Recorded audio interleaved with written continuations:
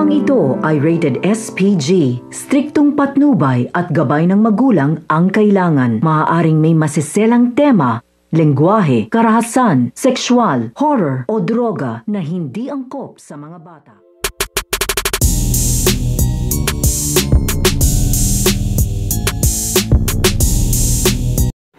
Ang pagsasanib puwersa ng Talpos Aguila at ang grupo nito nga ni Ramona. Dahil ito nga si Cardo Dalisay ay natagpuan na nga dito ng Talpos Aguila na nga nila mapag-uusapan itong ang kanilang mga hangarin o mga binubuo nilang plano o misyon upang maibalik nga daw sa tama ito nga daw bansa.